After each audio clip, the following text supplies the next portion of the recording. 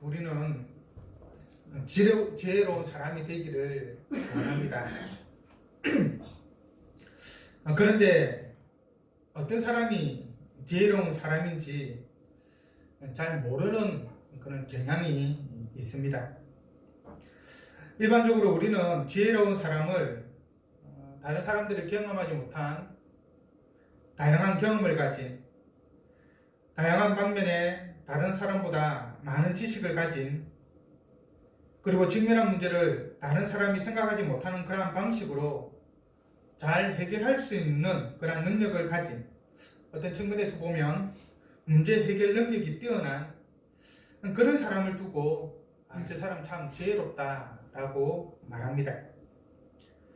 물론 많은 경험과 다양한 지식을 가지고 주어진 문제를 잘 해결하는 사람이 지혜로운 사람이면 분명하죠.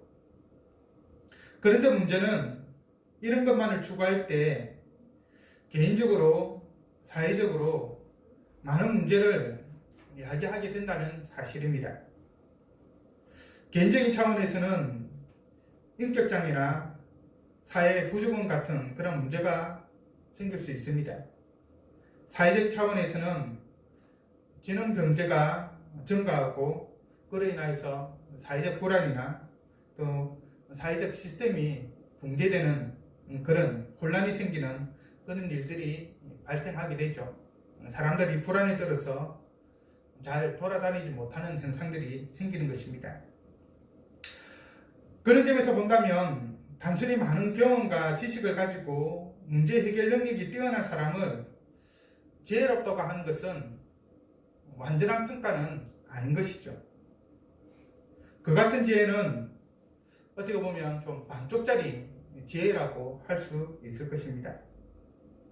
그러면 온전한 지혜자가 되기 위해서는 무엇이 필요할까요?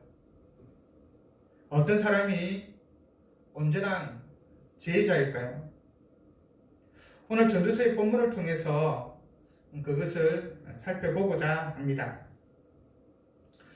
전도자는 1절에서 누가 지혜자와 같으며 누가 사물의 이치를 아는 자이냐라고 묻고 있습니다. 이것은 수사적 질문으로서 어떤 답을 꼭 요구하는 그런 질문은 아닌 것이죠. 이 답은 이미 정해져 있기 때문입니다. 즉 지혜자와 같이 칭송받는 자가 없다라는 것이고, 사물의 이치를 아는 자, 이 말은 사물의 이치를 안다라고 했을 때 일반적으로 성경에서 이 단어가 사용되는 용례를 보면 주로 어떤 징조나 꿈을 해석해서 미래에 일어날 일들을 좀 알려주는 것과 관련되어 있습니다. 그것을 두고 이제 지혜롭다라고 이야기하는 것이죠. 요셉이 바로의 꿈을 해석해주고 그때 바로로부터 평가받던 것이 너처럼 지혜로운 자가 없다라고 하는 평가였죠. 즉 바로 이러한 지혜자 이런 좀 징조를, 미래의 징조를 예견해주고 알려주는 수 있는 자는 지혜자 외에는 없다라는 그러한 뜻이 바로 이 질문의 요지입니다. 그러면서 지혜에 대해서 다음과 같이 말해주고 있습니다. 사람의 지혜는 그의 얼굴에 광채가 나게 하나니 그의 얼굴의 사나운 것이 변하느니라. 이것은 지혜가 사람에게 끼치는 영향에 대해서 말해주고 있는 것이죠. 얼굴에 광채가 나고 얼굴에 사나운 것이 변한다고 하는 것은 그 사람의 인격이 좋게 변하는 것을 말합니다. 그 지혜자는 인격적인 사람인 것이죠. 사람은 지혜로워질수록 그 인격이 좋은 방향으로 변화되어야 하고 또 그 인격이 얼굴에 드러나게 됩니다. 참지혜는 사람의 인격을 훌륭하게 만드는 것이죠. 그리고 그 훌륭하게 되어진 인격이 얼굴을 통해서 드러나게 됩니다. 사납고 폭력적이고 감정적인 것을 공천하고 부드럽고 온화하며 참을성 있고 합리적으로 변화시켜주는 것이 지혜인 것이죠. 인격이 변하고 성격이 변하는 것입니다. 오늘날 뉴스를 보면 소위 똑똑하다고 하는 그런 사람들, 특히 국내의 아주 좋은 명문대학을 나와서 사회에 있던 고위직에 있는 사람들, 의사나 판사나 또 회사의 고위급 인직원을 있거나 안 그러면 큰 회사를 경영하는 CEO나 이런 사람들을 보면 인격적으로 문제가 많은 사람들이 많다는 것을 많이 보고 있죠. 그들의 일탈에 대해서 우리는 뉴스를 통해서 많이 보게 됩니다. 가난하고 힘없는 자와 아래 사람을 비인격적으로 대우하고 막말과 폭력 등 갑질을 일삼는 것을 많이 보게 되죠. 우리가 상상하지 못한 일반 사람들은 하지 않는 그런 일들을 너무나도 자연스럽게 행하는 것들을 많이 봅니다. 그러면서도 그렇게 행하는 것을 죄로 또는 잘못으로 잘 인식을 못합니다. 어떻게 보면 당연히 나 정도 되는 이치면 이렇게 할 수 있지, 매우 당연한 것으로 생각을 합니다. 이런 사람은 지혜로운 사람이라고 할 수 없을 것입니다. 세상적으로 봤을 때는 똑똑한 사람이라고 말할 수 있겠죠. 많은 지혜와 지식을 가지고 있고, 그래서 의사가 되고 판사가 되고 또 훌륭한 기업을 이끄는 사회의 고위층에 있는 그런 사람이니까 똑똑하다고 말할 수는 있겠지만, 그러나 지혜롭다라고는 말할 수 없을 것입니다. 왜냐하면 그들에게는 인격이 결여되어 있기 때문입니다. 지혜로운 사람은 인격적인 사람입니다.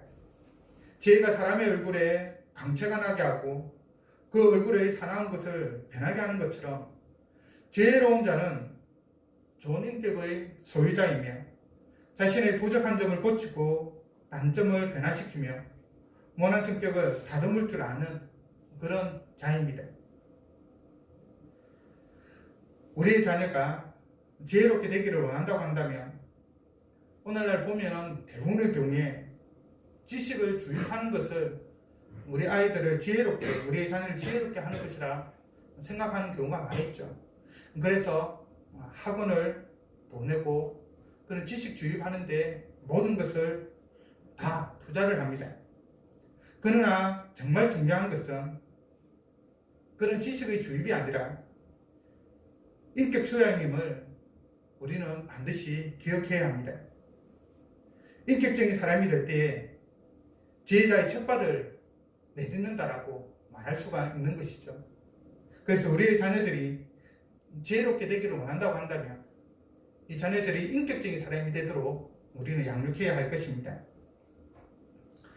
인격적인 사람이 되는 것이 지혜자가 되기 위한 첫걸음이라고 하면, 권위에 순종하는 것은 지혜자가 되어가는 그 과정, 특별히 그 과정 가운데에서 초중급 과정이라고 말할 수 있을 것입니다.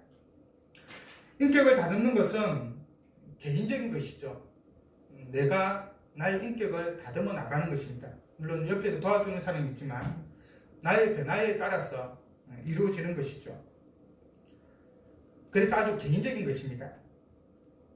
하지만 권위에 순종하는 것은 타인과의 관계 속에서 이루어지는 것이죠. 인격은 타인과의 관계 속에서 바로 드러나게 되는 것입니다. 잘 다듬은 그 인격을 사람과의 관계 속에서, 특별히 권위에 순종하는 그런 모습을 통하여서 나타내 보이는 것이죠. 그래서 전도자는 2절에서 이렇게 말합니다. 왕의 명령을 지키라. 왕은 모든 권위와 권세를 상징하죠. 그 당시에 최고의 권위를 가지고 있었던, 권세를 가지고 있었던 자이기 때문입니다. 그리고 오늘날 표현을 한다면 이 왕이 의미하는 것은 윗사람과 사람과의 그 관계 가운데 있어 윗사람을 의미하는 것으로 볼 수가 있습니다. 즉 웃돌은 형제간에는 형이나 또 오빠, 언니, 누나가 해당이 될 것이고, 또 부모와 자녀 간에는 부모가 되겠죠. 직장 상사나 또 교회에서는 장로나 목사, 또 일선 사회에서는 경찰이나 공무원 등 공적 권위나 근세를 가진 사람들을 말한다라고 할 수 있을 것입니다. 왕정국가에서 공식적으로 왕보다 더 큰 권위와 근세를 가진 사람은 아무도 없죠. 최고 권위와 권세를 상정하므로 하위의 모든 개념을 포함시키고 있는 것입니다. 왕에게 왕의 명령을 순종하듯이 자기 위에 있는 사람의 명령들을 지켜 나가야 한다는 것입니다. 왕의 명령을 지키는 자, 곧 자기와 관련하여서 권위와 권세를 가진 자의 말을 듣고 따르는 자가 지혜자입니다. 그리고 왕의 명령을 지켜야 하는 이유는 크게 두 가지입니다. 하나는 2절 하반절의 말씀처럼 이미 하나님을 가리켜 맹세하였기 때문입니다. 사람들은 왕을 세울 때에 하나님 앞에서 왕을 영원토록 섬기겠다고 맹세를 하죠. 당신은 우리의 왕입니다. 하나님께서 당신을 왕으로 세웠기 때문에 우리는 당신에게 순종하겠습니다. 그렇게 하나님께 맹세를 하는데, 그 하나님께 맹세를 했기 때문에 그 맹세에 따라서 왕의 명령을 지켜야 한다고 말하는 것입니다. 왕에게 권세와 권위를 주시는 분은 단순히 사람이 아니라 온 세상의 주인이신 하나님이시기 때문에 왕의 명령을 지키는 것은 곧 하나님의 명령을 지키는 것이 되는 것입니다. 그리고 지혜로운 자는 하나님을 경외하죠. 따라서 왕을 지키는 자는 왕의 명령을 따르는 자, 왕의 명령을 지키는 자가 지혜자가 되는 것은 그 왕의 명령을 지키는 것이 단순히 어떤 왕의 명령을 지키는 것 그 이상의 의미, 곧 그것을 통해서 하나님을 경외하는 것이 되기 때문입니다. 하나님을 경외한다면 하나님께서 세우신 자의 그 명령을 따르는 것은 당연하죠. 지혜로운 자는 왕의 명령을 따르는 자입니다. 왕의 명령을 따라야 하는 또 다른 이유는 왕에게는 권능이 있기 때문입니다.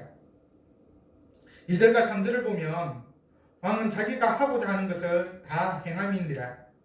왕의 말은 권능이 있나니 누가 그에게 이르기를 왕께서 무엇을 하시나이까 할 수 있으랴라고 말하고 있습니다. 왕은 무엇이든지 할 수 있는 권세가 있죠.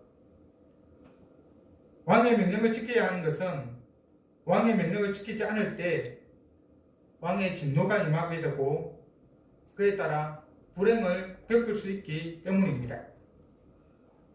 명령을 지키지 않는 것에 대해 벌을 내릴 힘이 왕에게는 있는 것입니다. 생사 여탈권을 가지고 있는 것이죠. 그래서 5절에서는 명령을 지키는 자는 불행을 알지 못하리라 라고 말하고 있습니다. 왕의 명령을 잘 지킬 때 왕으로부터 총애를 받게 되고 또 그로 인하여서 왕으로부터 어떤 징벌을 받기보다는 더 많은 복을 받을 수 있고 선물을 받을 수 있다 라고 하는 의미인 것이죠. 하지만 왕의 명령이라고 무조건 따라야 할까요? 무조건 순종해야 할까요? 부모나 직장 상사, 목사나 공권력을 가진 자가 어떤 공식적으로 그 관계 가운데에서 권위와 근세를 가진 자가 명령을 한다고 해서 그 명을 무조건 따라야 할까요?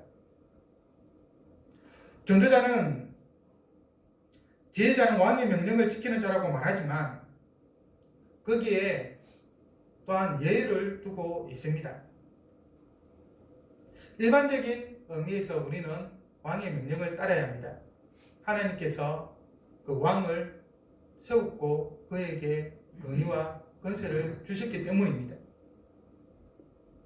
여기에 우리는 주의할 필요가 있습니다. 하나님께서 그에게 권세와 권위를 주셨습니다. 결국은 하나님의 명령에 반하는 것은 우리가 따라서는 안 된다는 것이죠. 그래서 로마 시대 때 성도들이 권위로 순종을 했음에도 불구하고 황제 숭배라든지 우상 숭배와 관련된 것에 대해서는 철저하게 반대를 했던 것입니다.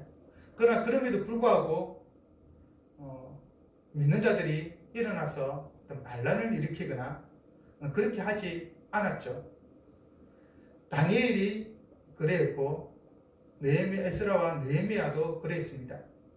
나라를 식민지로 삼았던 바로 그곳에서 어떤 총리까지 지내는 왕의 술 맡은 가는 자로 총독으로 그렇게 지내는 것을 보게 됩니다. 이것이 바로 하나님의 권위에 순종하는 가운데에서 왕의 명령을 지키는 그러한 모습인 것이죠. 오늘날 보면 좀 이해하기 힘든 일들이 그래서 성경 속에서는 나름대로 많이 기록이 되어 있습니다. 여하튼 선하신 하나님께서 왕을 세웠기 때문에 그 왕이 하나님의 선하심을 따라서 행하지 않는다고 한다면, 즉 악을 명한다고 한다면 우리는 거기에 대해서 따라서는 안 될 것입니다. 그래서 3절 상반절에 전도자는 이렇게 말합니다. 왕 앞에서 물러가기를 급하게 하지 말며 악한 것을 이삼지 말라. 왕의 명령이 악한 것이면 우리는 어떻게 해야 될까요? 이 사람이 불법적이고 부당한 명령을 내리면 우리는 그 명령을 따라야 할까요? 앞에서 왕의 명령을 지키라고 하였기 때문에 그대로 따라야 할까요? 전도자는 왕 앞에서 물러가기를 급하게 하지 말며 악한 것을 이삼지 말라라고 말하고 있습니다. 이것은 왕의 명령은 지켜야 하는 것이지만 그것이 1차적인 하나의 원리이지만 악한 명령은 따라서는 안 된다라고 또 제한 조건을 두고 있는 것이라고 말할 수 있을 것입니다. 우리는 왕의 명령, 곧 윗사람의 명령을 따라야 합니다. 하지만 무조건적인 것은 아니라는 것이죠. 많은 사람들이 온갖 만행을 저지르고도 간혹 군대에서 그런 일들이 많이 생기죠. 나는 명령에 따랐을 뿐 아무런 죄가 없습니다. 나는 단지 명령에 따랐을 뿐입니다. 그렇게 말하는 경우를 많이 봅니다. 우리나라 역사에도 이런 일들이 참으로 많았었죠. 세계적으로 대표적인 사람이 유대인 말살을 아주 성실히 수행했던 아이히만이라고 하는 사람입니다. 이 사람은 직접적으로 유대인들을 죽이진 않았습니다. 자기가 총을 들고 칼을 들고. 그런데 이 아이히만은 유대인들을 수용소로 보내고 그곳에서 죽게 만들었죠. 그래서 그는 전쟁이 끝난 후에 도피 생활을 하다가 1960년에 나치 정범으로서 체포가 되어서 재판을 받았습니다. 바로 그 재판에서 유대인들을 박해하고 수용소에 보낸 것은 자신의 의지와는 상관없이 단지 상부의 명령에 따른 것일 뿐이었다. 그래서 나는 죄가 없다. 심지어는 내가 그 일을, 상부의 명령을 받은 그 일을 제대로 하지 못하면 오히려 명령을 제대로 수행하지 못해서 좀 죄책감이 드는 것이 아닌가. 그러나 실제로 유대인들을 수용소에 보내고 그들을 박해하는 것에 대해서는 어떠한 죄책감도 느끼지 않았다라고 말했습니다. 그래서 이 재판을 보고 이 일을 연구했던 한나 아렌트라고 하는 사람은 그의 책에서 예루살렘의 아이히면이라고 하는 그런 그 책에서 아주 유명한 말을 기록했죠. 죄의 악의 흉범성이라고 하는 말을 기록했습니다. 즉 악을 행하는 사람은 뭔가 흉악하고 그런 사람이 아니라, 근본적으로 그 사람이 악한 사람이 아니라 아주 평범한 모습을 띠고 있다. 즉 위에서 하는 명령을 순수히 실행함으로써 자기도 모르게 큰 악을 저지르는 그런 일들이 생기다라는 것이죠. 이 아이히만은 과연 죄가 없는 것일까요?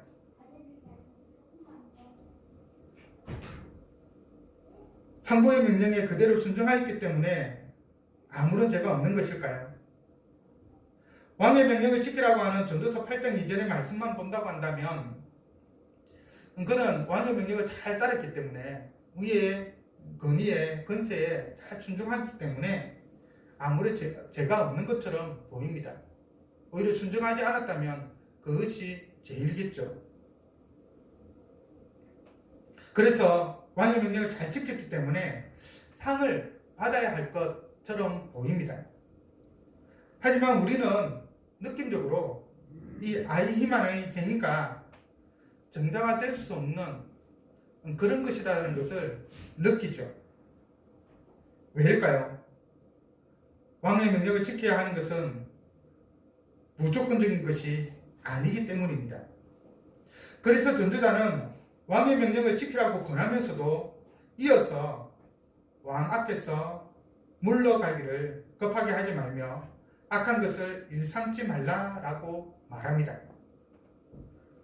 왕이 악한 명령을 내렸을 때에 그 명령이 마음에 들지 않는다고 왕과 다투거나 심하게 판별해서는 안 되는 것이죠.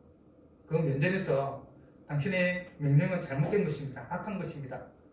그렇게 대들어서는 안 된다는 겁니다. 왕 앞에서 또 자신의 감정을 다스리지 못하는 그런 우를 보여서도 안 되는 것이죠. 저도 때로는 한 번씩 제 감정을 다스리지 못해서 이렇게 잘못을 범하는 경우도 있었는데요. 우리가 아래 사람으로서 이 사람에게 자기의 감정을 다스리지 못하고 화를 내면 어떻게 됩니까? 반드시 그에 따르는 보복이 따라오게 되죠. 자신에게 결코 유익된 방향으로 나아가지 않습니다. 그러나 그럼에도 불구하고 우리는 대놓고 반발을 한다거나 왕의 심기를 건드린다거나 자신의 감정을 다스리지 못하여서 우발적으로 행동하거나 그렇게 해서는 안 되겠지만, 그러나 그러한 악한 명령에 대해서 왕이 그 명령을 철회할 수 있도록 노력은 해야 합니다. 그러한 노력에도 불구하고 왕이 자신의 명령을 돌이키지 않는다고 한다면 조용히 물러나는 것이 좋은 것이죠. 여기서 왕 앞에서 물러가기를 급하게 하지 말라라고 하는 것은 왕의 명령이 부당하다 할지라도 그것이 자기 마음에 안 든다고 해서 그냥 그 자리에서 벗어나라는 그것이 아니라 그 왕이 잘못한 것에 대해서 지적하면서 그가 돌이킬 수 있는 그러한 기회를 주어야 한다라고 말하고 있는 것이죠.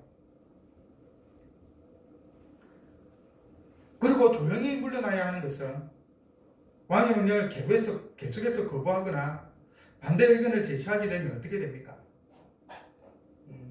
믿겨 보이기 때문에 오히려 왕으로부터 불행한 일을 당할 수도 있기 때문인 것이죠. 왕은 자기가 하고자 하는 대로 다 행할 수 있는 그런 권능이 있습니다.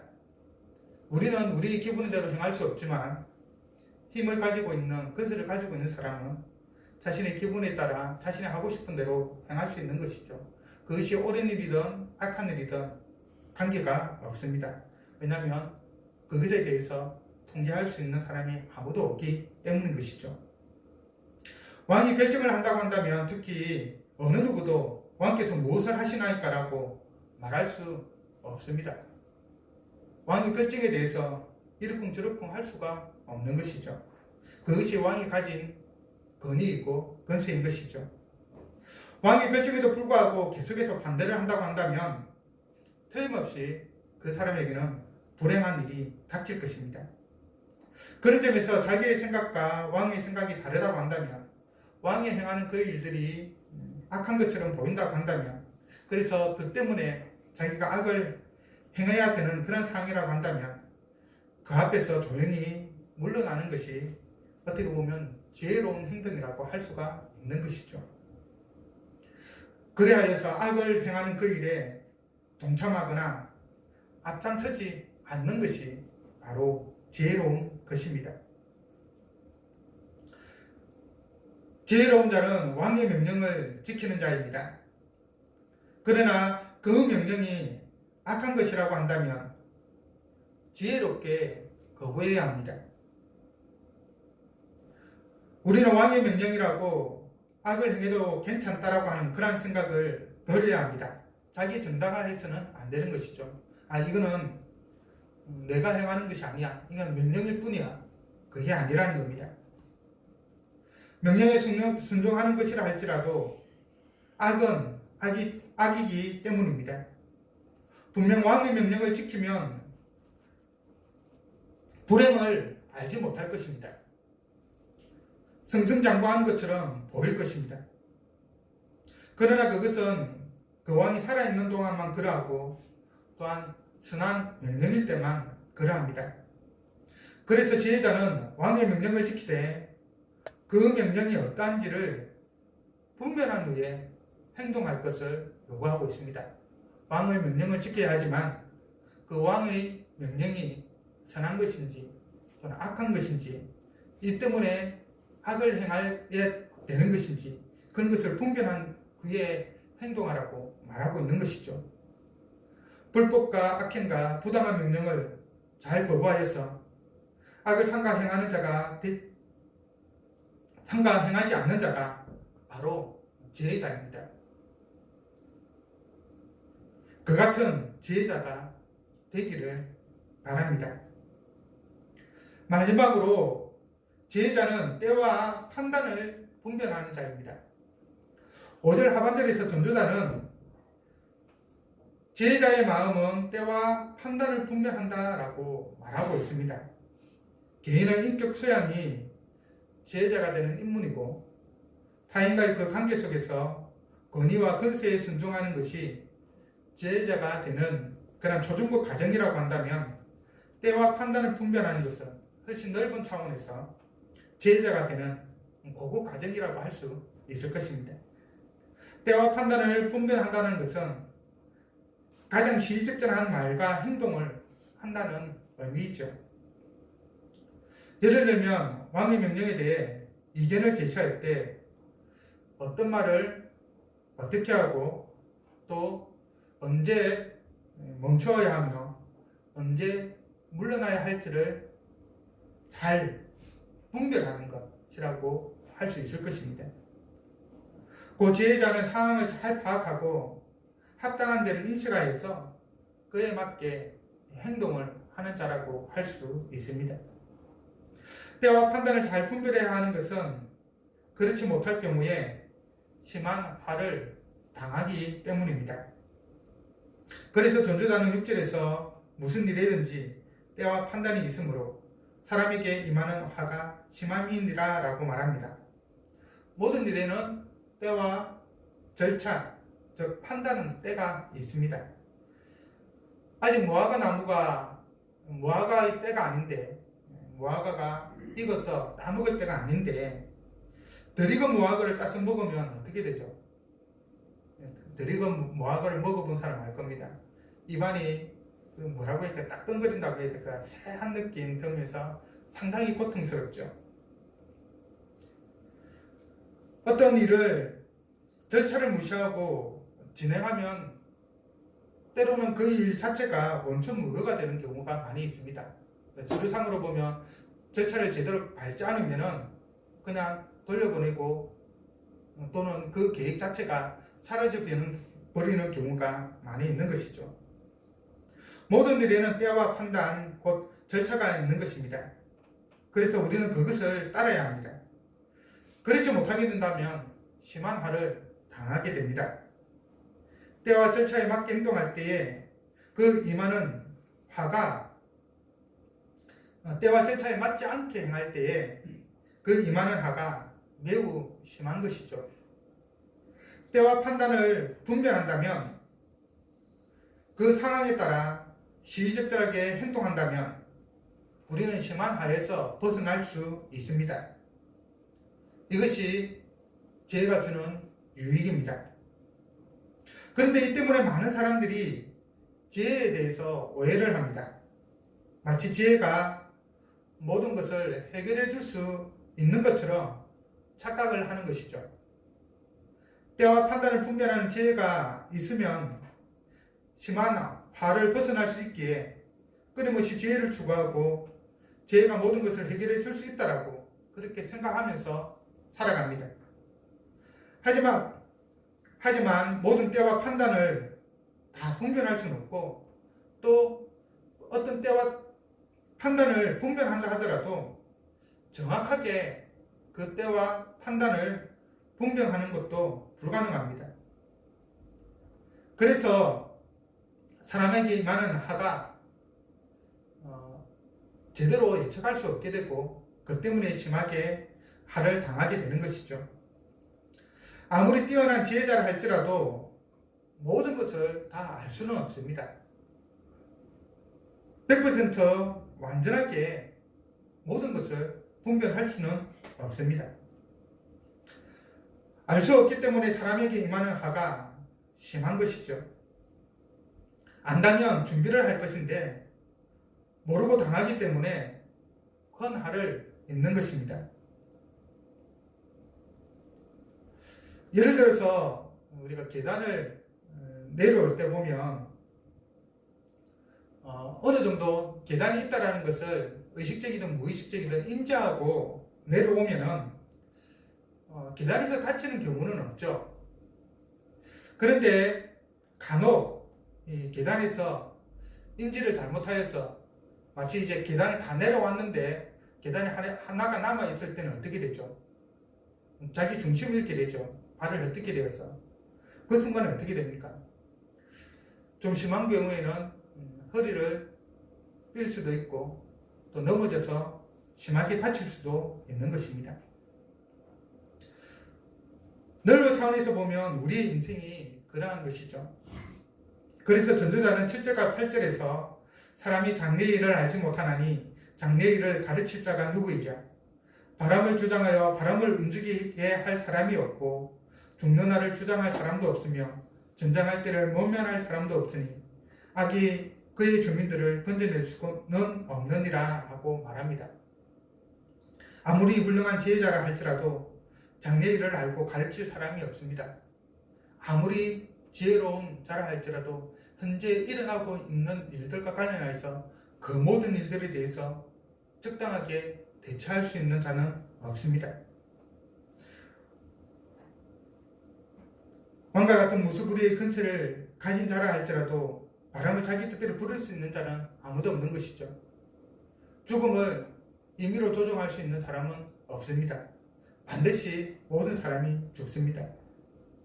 전쟁이 일어나게 되면 그 전쟁에서 벗어날 수 있는 군인은 없는 것이죠.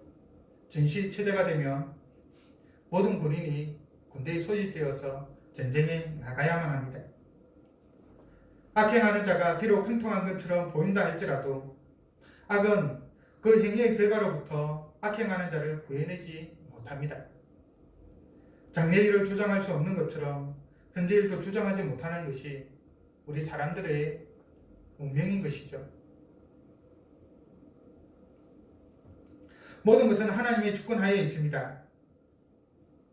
사람의 지혜는 그 한계가 명백하죠. 모든 것을 알 수는 없습니다. 하나님이 주권적으로 행하는 그 일들을 인간의 지혜로는 알 수가 없습니다. 그런 점에서 지혜자의 얼굴에 광채를 나게 하고 그 인격을 아름답게 만드는 지혜는 하나님의 주권을 인정하고 하나님의 명령을 순종하며 하나님이 행하시는 때와 판단을 분분하여 행하는 것이라고 할 수 있습니다. 단순히 자신의 인격을 다듬고 윗사람의 명령을 지키고 때와 판단을 분별하여서 행하는 것이 지혜가 아니라는 것이죠. 여기에는 반드시 하나님의 주권을 인정하는 그런 신앙이 전제되어 있어야 합니다. 우리의 인격은 하나님의 성품의 반영이 되어야 하고, 우리의 순종은 하나님의 명령이 우선되어야 하며, 하나님의 때와 판단을 분별하여서 이 세상의 때와 판단을 분별해서 그에 합당하게 행동해야 합니다. 그럴 때 참 지혜자가 되는 것입니다. 하나님의 성품이 우리의 인격에 묻어나고 하나님의 말씀을 중심으로 윗사람의 명령을 지키고 하나님의 주권을 인정하는 그 가운데 모든 일의 때와 판단을 분별하여서 매우 시적절하게 행함으로써 하나님이 보시기에 지혜로운 자, 또 사람들이 보기에 지혜로운 자가 되기를 간절히 바랍니다. 기도하겠습니다.